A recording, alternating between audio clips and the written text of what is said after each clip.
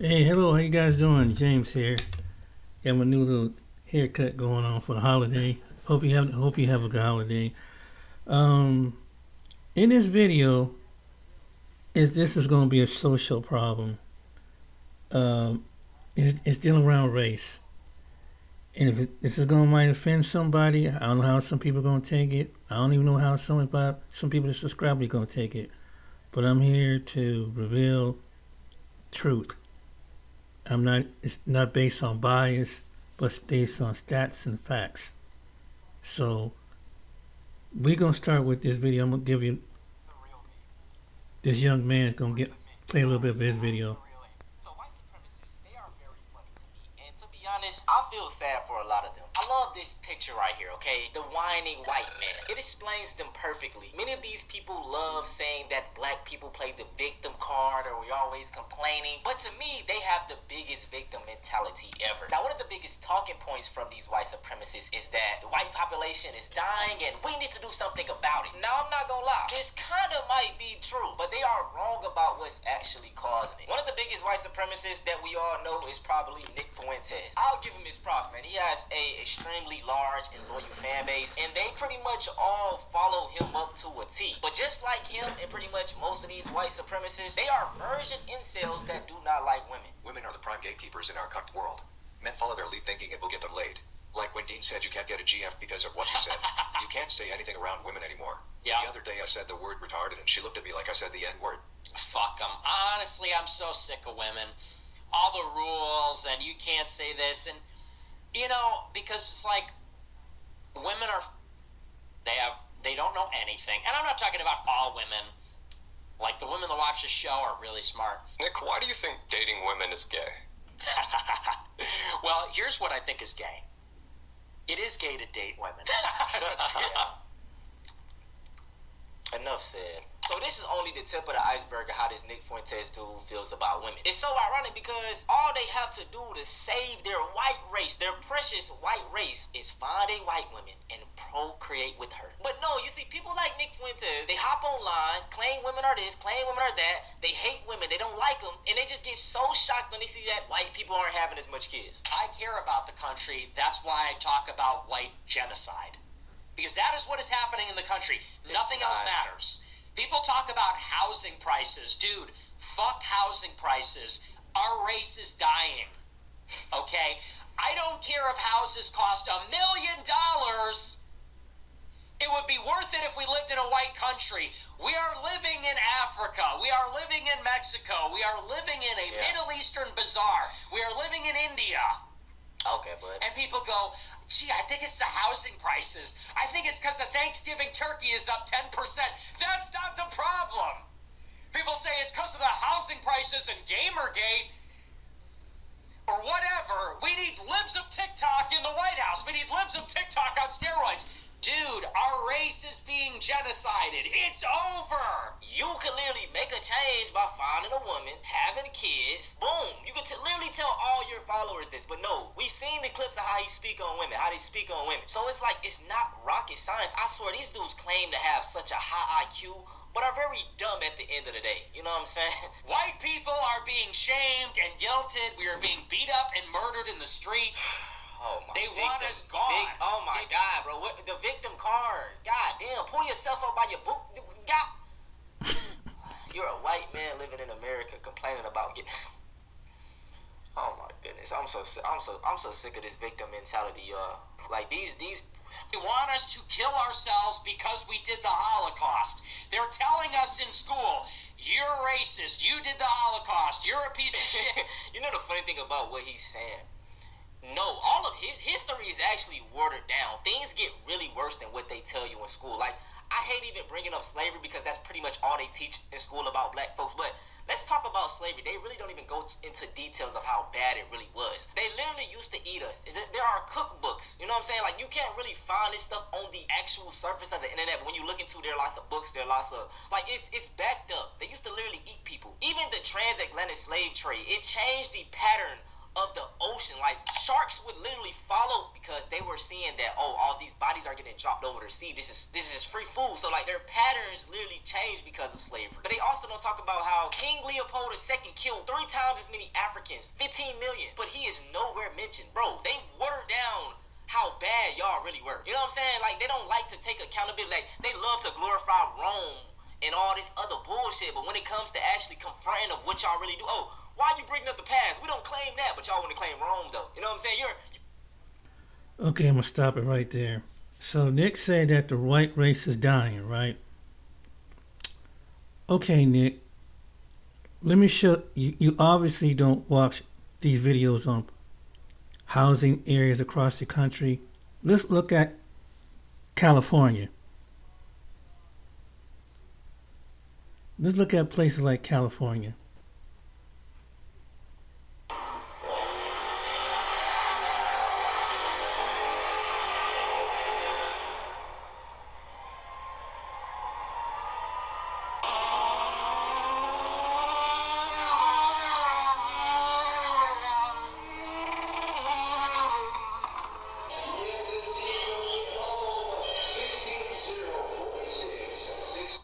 That's in California. I know. I bet you didn't even know she had it in her. Well, that doesn't look like California now, does it? There's a lot of California you didn't know existed. We've been showing that the whole time. We're in Red Bluff. Now, a lot of you guys in California, you've probably heard of Red Bluff, but you don't know a lot about this place. Well, let me tell you, it is a rootin', tootin', shootin', pistol-packing, dust-kicking, saloon-swinging, ruckus-raising kind of place. My kind of place. Here we go. Redneck, redneck, redneck, redneck, redneck. Yeah. Red Bluff, California, Tucky. Redneck Bluff. If you live in California, you probably haven't even heard of the place. If you don't live in California, I'm sure you've never heard of it. But you're going to learn about it right now. Red Bluff is up here at the top of Central Valley, where dairy meets weed country, right where farmland and Northern California intersect. This part of California is nothing like the rest of California. There's 15,000 people in Red Bluff, and it's growing, because it's a great place to be, and it's affordable, super affordable. We'll get to that. There's a strong community spirit here with some good traditional values. A working class population that feels more Kansas-y than Kansas. They call this a river town because it's on the Sacramento. In the 1850s, some folks were navigating that river and they thought, well, this will make a good place for a homestead. They called it Red Bluff because the banks on the river were red. All the gold miners came through here on their way up to the mountains in the mid-1800s. But then the gold ran out, and so they turned the area into a ranching and farming hub. Today it's very blue-collar with kind of a rural vibe. Out here they love the outdoors, hunting, fishing, woo-wee. Sacramento River's nearby, ranchers, farmers, car racing, all of it. And it's the rodeo capital of California. I'll show you all of that too. 70% in this county voted for Trump, and the other 30% probably got shit for it. It's not booming here, but that's okay. You can come make it boom, or get away from the bust. Alright, this is Nick. He said, do I want to get a video of him doing a burnout? The answer is yes. Just do not hit my car. There we go. Yes. Yeah. Uh-oh. Uh-oh. Nick just got yelled at. Alright. A lot of people were not happy about that, but I was. Look at all the cow shit that came off his tires, too. Alright. All kinds of stuff going on out here today. We got the girls with the boobs and barrels event and the... Too much. I think we might have pissed off some people with that one, but, you know, it wasn't my car. If there's any doubt about the redneckness of this community, read this comment that came through not too long ago. This county is dark red, all in caps, by the way. We have no homeless, no gay bars or abortion offices, no porn shops. What we have are good jobs, gun stores, fishing, four-wheeling, and churches. And I hate it. Hate it? That is so Northern California, Mexican food and cowboy boots. That, of course, Tractor Supply. Every redneck town's got to have one of those. Look at all the horse trailers on Sunday morning. Everybody's running their cattle out. Now, if you know me, I'm a sucker for this kind of stuff. So Kim and I took a couple days, and we wandered around Red Bluff to show you a side of California that you've never seen before. And we lucked out, y'all. We didn't even know about all the things that were happening in town. We just came right in, wanted to look around, stumbled right into the thick of it. The Red Bluff Roundup. This is the biggest deal out here. The biggest rodeo in the entire region. This is the rodeo capital of California. And it all goes on back there behind me in April. Broncs and bulls and barrel racing. They just had an event called the Boobs and Broncs or something going on. In fact, we just got here today to kind of just show the place. About to tell you that this is where they do everything. And we just found out there's a monster truck race here today. Let me stop right here. This is even though all races pretty much do this, but majority of white people do these sports. What he just showed you. And then if it's a ranching town in Red Bluff, California, how is the white races dying? How is the white races dying to people like Nick Fuentes? Stupid motherfucker. And there's some damn barrel racing going on next door. I think we're going to stick around and see all this stuff. Red Bluff at its damn finest right here. We're going to stick around and we're going to see hee-haw. Here we go. All right, cut.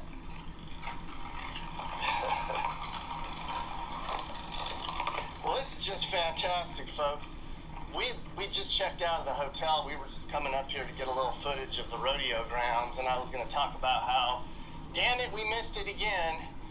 And there's a lot going on. I think we're going to have to recheck into our hotel again and spend another day in Red Bluff. This is some real redneck shit right here. What is going on in here? Oh my God. You'd never think this was California, would you? They're warming up for the barrel race and stuff that's going to go on today. Tough California women. Oh my God, you guys have no idea how happy I am about this. You got horse shit. You got chew spit. Damn. Here's the Red Bluff Roundup. That's where they have all the world's largest 3-day rodeo, they call it. And it is a big deal in April, boy, I tell you.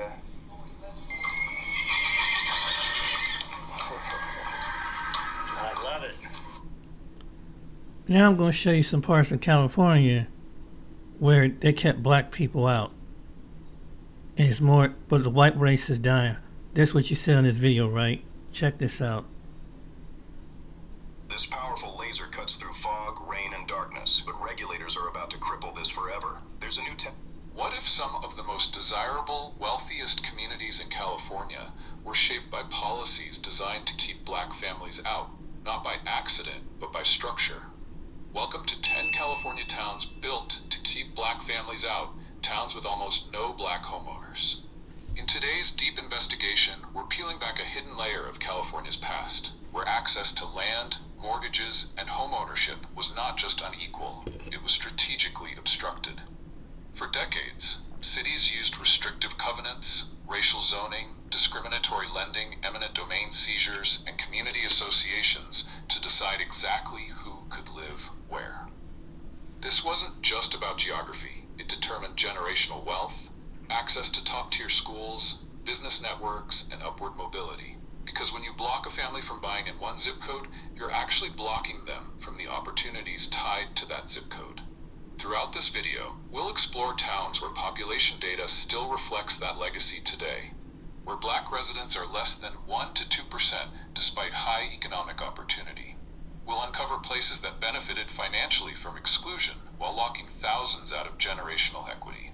So stay locked in and watch closely, because every location we reveal exposes a new layer of California's hidden housing history and the ripple effects still visible today.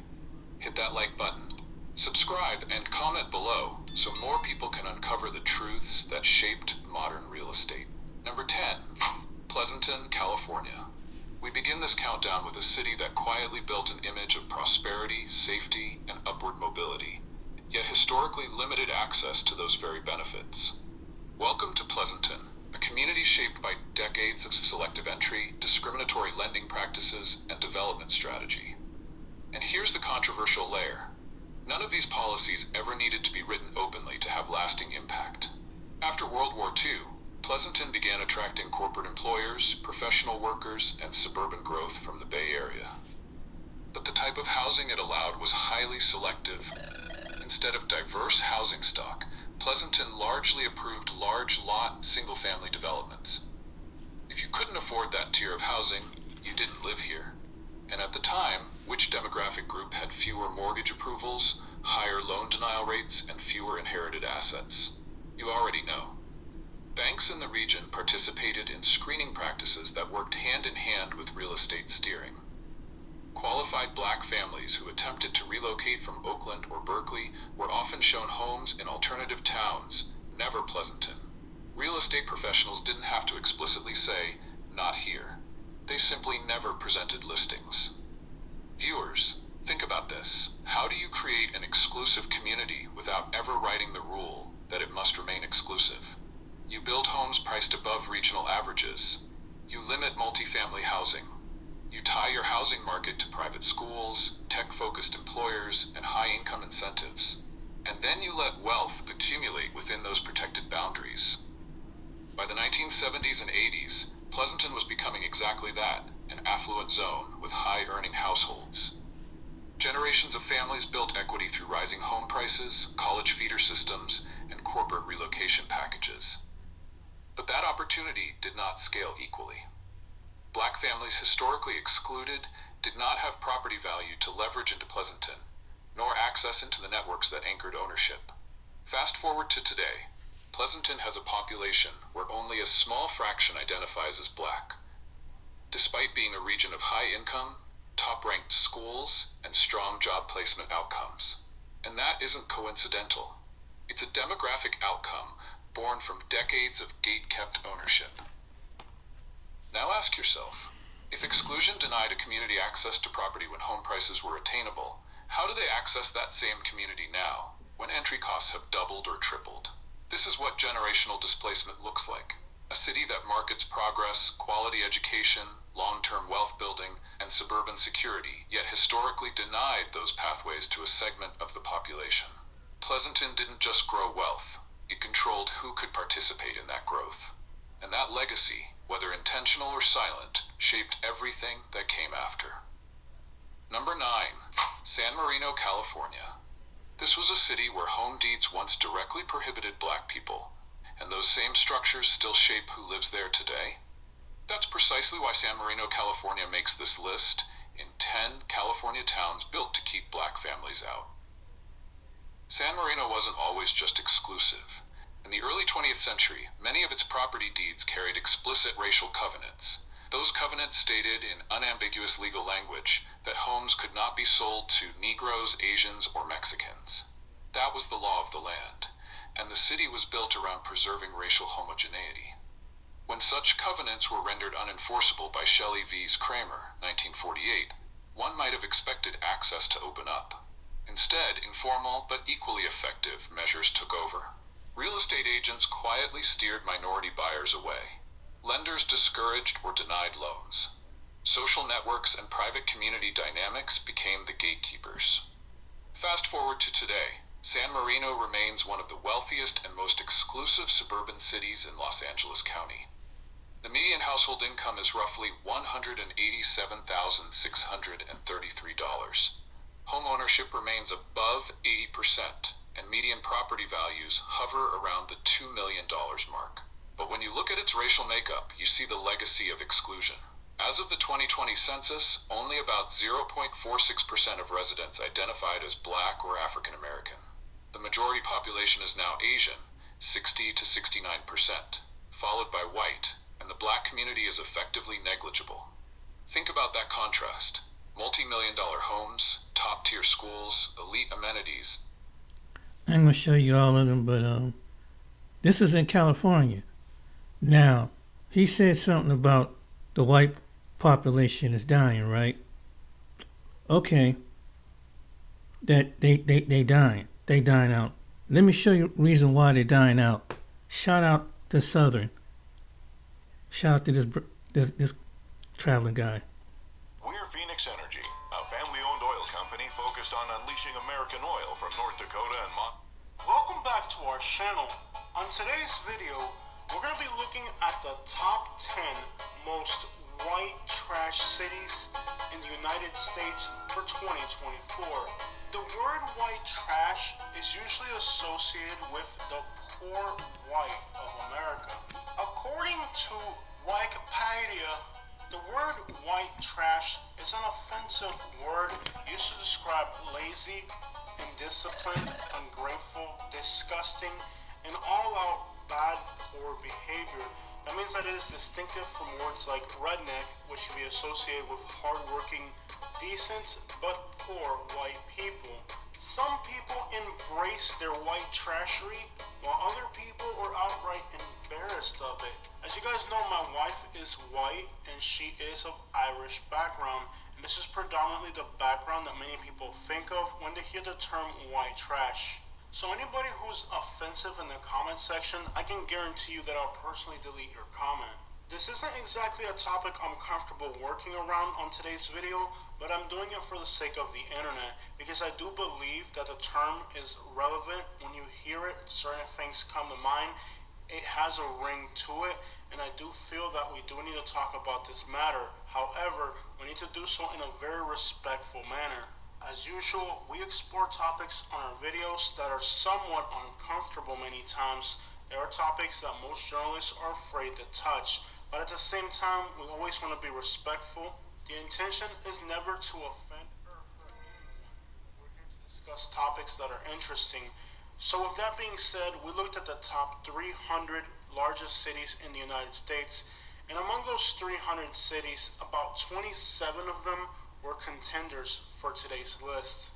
Jacksonville, Florida, Indianapolis, Indiana, Oklahoma City, Memphis, Tennessee, Louisville, Kentucky, Albuquerque, New Mexico, Fresno, California, Kansas City, Tulsa, Oklahoma, Lexington, Kentucky, Cincinnati, Ohio, Toledo, Ohio, Huntsville, Alabama, Baton Rouge, Louisiana, where Joe Dirt's parents were born, Fayetteville, North Carolina, Columbus, Georgia, Little Rock, Arkansas, Knoxville, Tennessee, Montgomery, Alabama, Shreveport, Louisiana, Springfield, Missouri, Waco, Texas, Columbia, South Carolina, Dayton, Ohio, Abilene, Texas, Lakeland, Florida, Lafayette, Louisiana. And there were 3 other cities that also caught my attention. So now that we know who the contenders are, let's go ahead and rank them on a top 10 list to see what the most white trash cities in the United States are. Other than being partial and judgmental, there really isn't no objective fashion to go about creating today's top 10 list. So as we're gonna guess, it's gonna be completely biased. Anybody can end up homeless. I've seen people with white supremacist tattoos sharing a meal with a black person on the streets if they're both homeless. At the end of the day, when things get real, we're all human. Number 10 is Montgomery, Alabama. If there's a city that sadly fits this narrative, it is definitely Montgomery, Alabama. A rundown city known for having bad hygiene. Education is not a priority. Incomes are low. Poverty is rampant. In some of the outskirts like Deatsville on the north end of the city, you'll find that the white population is living in mobile homes, while the sprawling suburbs are predominantly African American. It is believed that the term white trash originated from African American enslaved people who who referred to the poor whites as white trash. This term was then adopted by the rich whites to look down on the whites as well, who were not of their social status. Today, the white people of Alabama are looked down upon by other whites in the United States, and the area surrounding Montgomery, Alabama is quite possibly one of the worst specimens, with most of the typical stereotypes not being too far from the reality. This region of the country has the lowest life expectancy, with contributing factors being bad health, high gun mortality death rates, high rates of teenage pregnancy. Basically, if it's bad, it's abundant in this part of the country. In the rural outskirts of Montgomery, it is not uncommon to see people burning tampons and diapers in fire pits. Even though the local municipalities offer a garbage service, it is considered uppity to pay for that service, and many of the locals simply burn their garbage in fire pits, and the smell is quite disgusting. Most people in the United States would consider this highly unsophisticated and uncivilized, but the people here actually look down on those who pay the $90 a year to get a garbage can because, well, why would you take it to the landfill where you could just burn it on your front lawn? And I know that seems far-fetched for a lot of people, but I lived in this area, and unfortunately that is the reality of people's mindsets in this region of the country. It really is a backwards area and definitely belongs on today's list. There's really no pretty way of saying that. Number 9 is Shreveport, Louisiana. The northern part of Louisiana is a poverty-stricken region that's known for just about being the worst in every category possible. If it's bad, they're excelling at it. We've seen Duck Dynasty and other TV shows exploit the somewhat white trashiness character, depicting the Louisiana man as one of the most white trash people you could think of. And unfortunately, for a lot of the folks in this region of the country, the stereotype doesn't fall far from the reality. You really will run into Duck Dynasty looking people out here, which emphasizes the area's white trashiness. There's definitely a lot to admire about the Cajun and Creole people of Louisiana, from their food to their culture. There are definitely great contributions that they've made to this country culturally. So while there's a lot to admire and appreciate about the Louisiana culture, we cannot deny that there's an element of the people here that is somewhat trashy, and the analytics definitely back it up. Louisiana has the second highest murder rate, the highest incarceration rate. If we were to start to look at numbers, this place does not look very inviting. And many of the ailments that are plaguing the African American community here are nothing more than a result of white racism. It really is an area that has a lot of issues. But I want to be fair and point out some of the good things that this area is known for. Undoubtedly, out of all the states I've traveled to, Louisiana is one of the best states when it comes to food. Let's not forget that obesity plagues this area as well, since a lot of people are in fact lazy and, well, all the other stereotypes that come along with the term white trash. And really, from the way people eat to their hygiene, self-care is an afterthought in this region of Louisiana. Number 8 is Oklahoma City, but tied also for number 8 is Tulsa, Oklahoma. I really couldn't make my mind up which one of these cities is in worse condition, as both of these cities have superb white trashery. And we all know that this list would not be complete without including Oklahoma City. What was once Route 66, the heartbeat of America, today is a sad route, and along the streets of Oklahoma City, a very depressing one as well. Let's walk.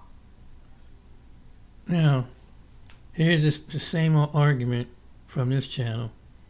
You probably We're not just random white people. We're people who all had an interest in this. There's already that really strong bond beyond just our universal shared heritage with, any other white person would have the same, but we're kind of from the same community online, largely. In the mountains of Arkansas, a former French horn player in a Chinese orchestra is building a town with no blacks, Jews, Indians, Mexicans, or gays. I've seen what happens when rural white towns get overrun with people who are not from there. Look at people who aren't glad to be who they are. go on hormone blockers. They seek to change their identity. Maybe you become a furry if you're really zesty. Who followed him here? And what do they hope to accomplish? We went to find out. How about stop attacking me? And maybe I won't be so anti-Semitic. Our journey to the whites-only town started in Zinc, home to the KKK's headquarters, 2 hours to the west. After shooting a video there, which is coming next month, so subscribe so you don't miss it, we drove east to where the cell service stopped and a dirt road began. At the end, we found Return to the Land. America was settled through the founding of self-sufficient, intentional communities. But after the end of segregation, the expansion of non-white immigration, the broader society no longer felt like a home for traditional Americans. RTTL, Return to the Land, is a private association founded to allow Americans who value their history and heritage to form communities around these values. Eric is the founder of this whites-only community, which has grown to 40 people. He's also a major online figure. All right, hello everyone. I'm here with Nick Fuentes today. With diversity, we've forgotten how to interact with each other because there are people from all around the world in your communities. No one knows how to get along anymore. We had a fascinating conversation with Eric. Even in mostly white towns, people aren't exactly pro-white. We're kind of beaten down with the history of slavery and oppression, and I don't want that stuff passed on to my kids. But before that, he took us around, introducing us to the residents who shared why they had moved here. We first met his ex-wife and current wife, Caitlin and Allison, who are residents. In coming here, is it more about finding a traditional rural lifestyle, or is it about the racial component? It's whites only, European heritage? For me, I grew up in a mostly white area anyway. I think it was more the homesteading aspect for me. I've seen what happens when rural white towns get overrun with people who are not from there, and it usually does kind of result in chaos. So living in a place where I can be sure that that's not going to happen is a level of comfort for me. I like that we can vet our neighbors here. I mean, you can move anywhere in the country, but you have no idea what it's going to be like in 10 years. I like letting my kids go out and play. They're not going to get, like, run over or snatched by someone. When I was exposed to more multicultural places, it was, you know, cities that felt more dangerous, and it was just out of my comfort zone, and people didn't seem as friendly. Well, I mean, just look at, like, the crime statistics here versus New York City. I was very liberal at one point. And, you know, being targeted because of the color of my skin and called racist for things that had nothing to do with skin color really kind of opened my eyes to how other people view white people. Well, it was harder to, you know, establish good rapport with people who didn't seem interested in having good rapport with me. Day-to-day life here, what's it like? What do you do? So obviously you can see that our house is not built yet. So we live in a town nearby right now, and it's just kind of slow, boring, lazy, rural Arkansas life. Not a lot going on. You just do what you need to do day to day, play with the kids, whatever. These residents either don't work remotely, or in nearby towns. They're building their own homes and trying to live off the land. One resident, Scott, originally from Massachusetts, told us that this was essentially an online community that had taken shape in real life. If I go somewhere and signs aren't in English, people that I don't recognize, I don't know anything about their culture. They dress different, they act different, they speak different languages. I don't know how I'm ever going to bond with those people. It's alien to me, I moved down here because I liked the project. It was nice being around people that I could just talk to. Couldn't really talk to my neighbors where I was at. I mean, I could, but... Oh my goodness. I'm going to cut that short. It's just going to cut it short. Anyway, so this is what they want, but they don't want to talk about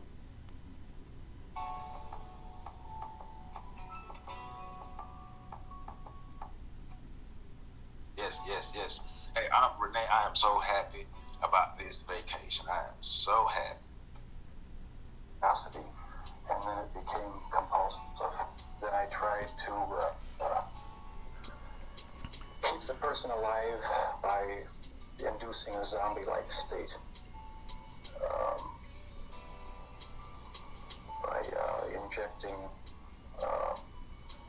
first dilute acid solution into their brain, or hot water, and it never did completely work. Could someone like you be stopped? Could you be helped? No,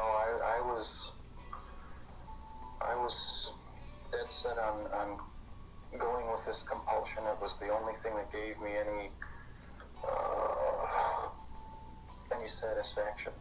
He became so warped by his evil impulses that he even took a victim's head with him to work at the Ambrosia Chocolate Factory. I kept the mummified head and skull of one of the victims in a carrying case in my locker at work. Were you almost flaunting it?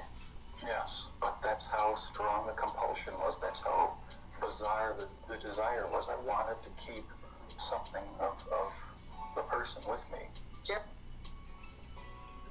What? This is true psychopathic, psychotic behavior. Diva.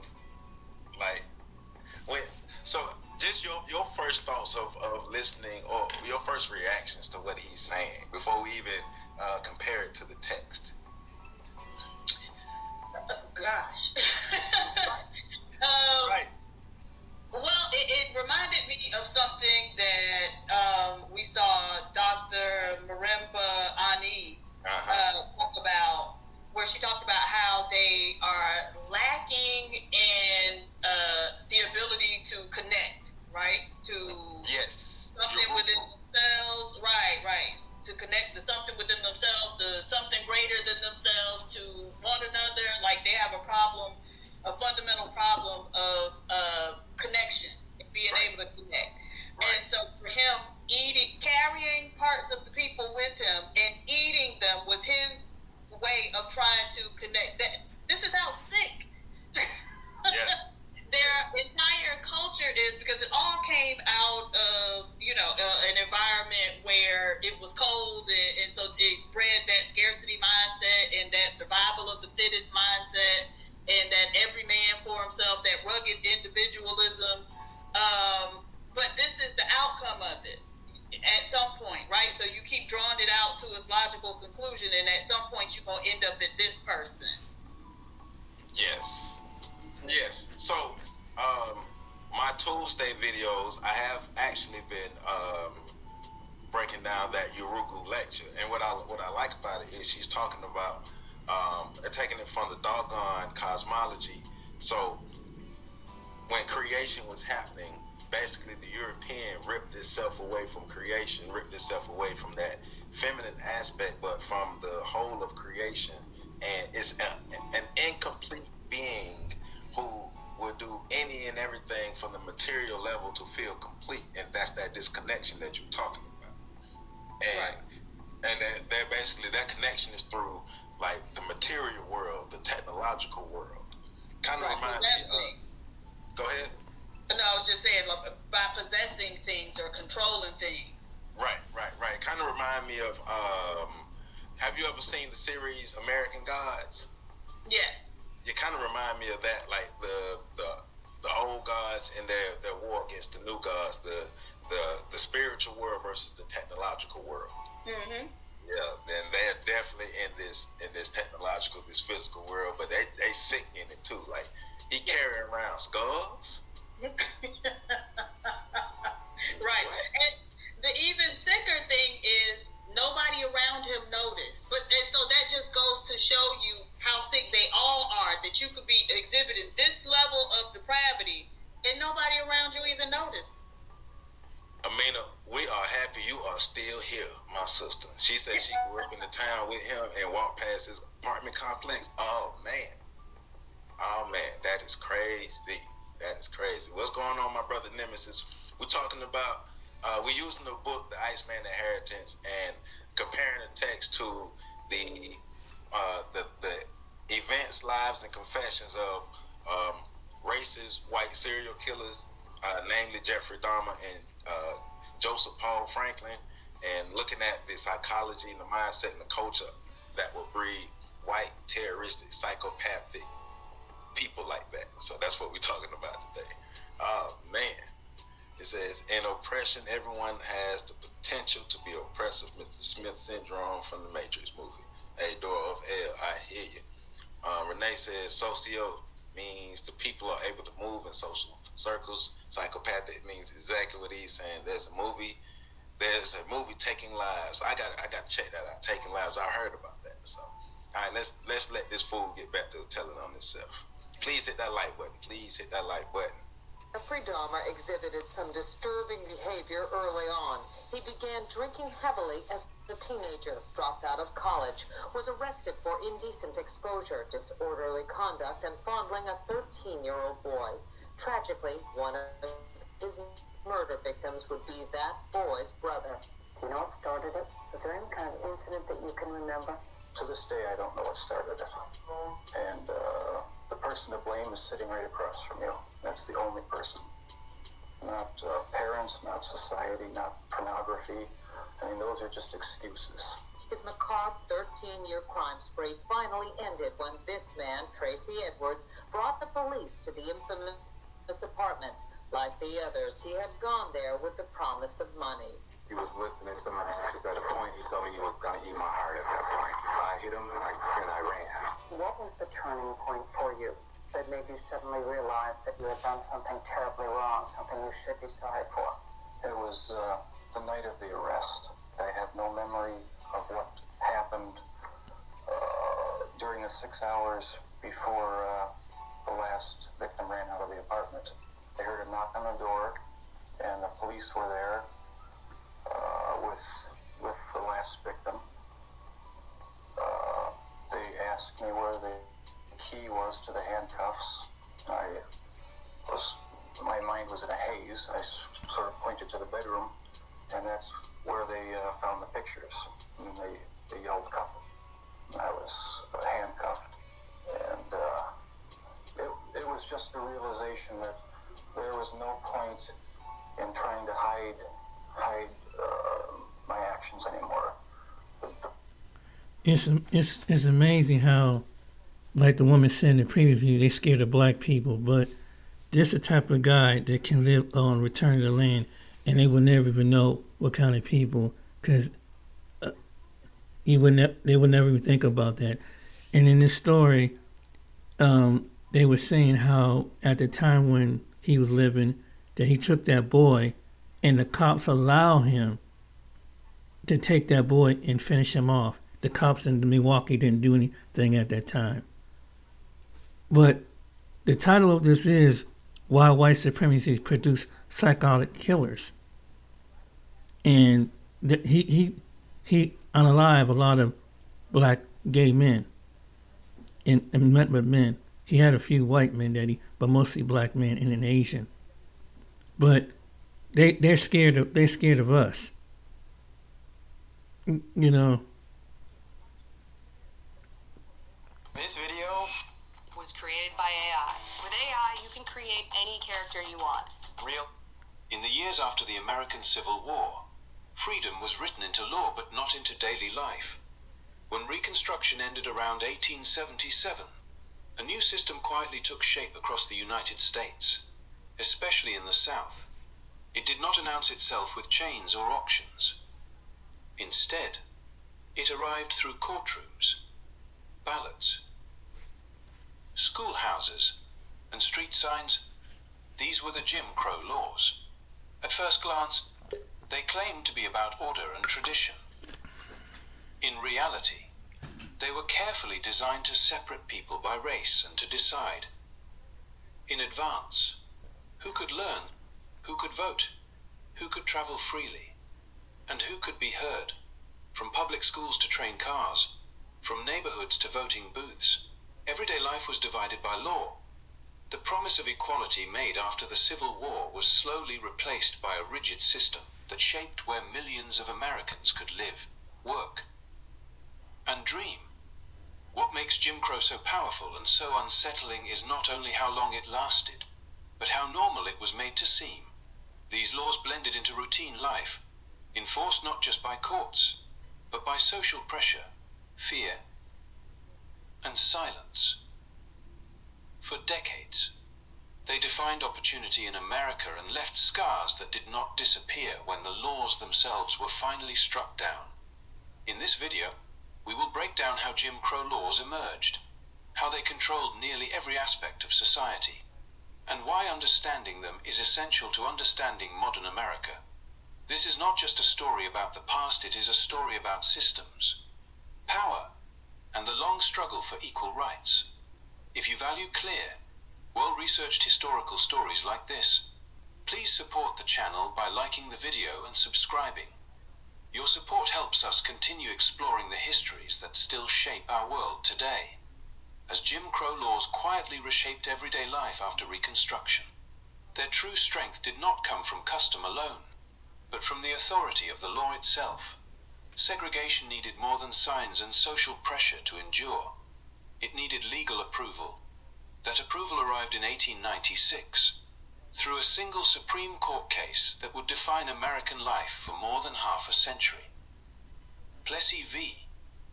Ferguson. The case began in Louisiana, where officials passed a law requiring separate railway cars for black and white passengers. Homer Plessy, a man of mixed racial background, deliberately challenged the statute by sitting in a railcar reserved for white travelers. His arrest was not an accident, but a carefully planned act designed to test whether segregation violated the Constitution's promise of equal protection under the law. When the case reached the Supreme Court, the nation stood at a crossroads, still deciding what freedom truly meant in the decades after the Civil War. The court's ruling did not simply settle a legal dispute, it set a powerful precedent by declaring that segregation was constitutional as long as facilities were separate but equal. The justices offered Jim Crow a legal shield. On paper, the phrase sounded balanced, even reasonable. In reality, it ignored the world people were actually living in. Schools for black children received fewer resources, public services were neglected, and entire communities were pushed to the margins, all while the law insisted that equality still existed. This decision transformed Jim Crow from a regional habit into a nationally sanctioned system. State and local governments now had a Supreme Court ruling to point to when defending segregated schools. Transportation, housing, and public spaces, what had already been shaping daily life could now spread with confidence and consistency. Enforced not only by local officials, but by the highest court in the country, segregation became something that appeared permanent, embedded in the structure of American law rather than a temporary phase following the Civil War. The impact of Plessy v. Ferguson reached far beyond railroad cars. It sent a clear message to black Americans that the courts would not protect them from inequality, and to lawmakers that they could design systems of separation without fear of constitutional challenge. Over time, this legal approval deepened the divide between the promise of American ideals and the lived reality of millions of citizens. Jim Crow was no longer just a social boundary. It was a legal one, reinforced by courtrooms as much as by custom.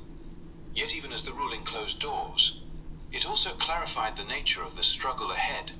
By placing segregation so firmly within the law, Plessy revealed that dismantling Jim Crow would require more than protest or moral appeal.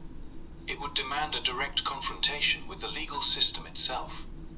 The same courts that had once upheld separation would one day have to be challenged again, armed with new arguments, new evidence, and a deeper understanding of equality.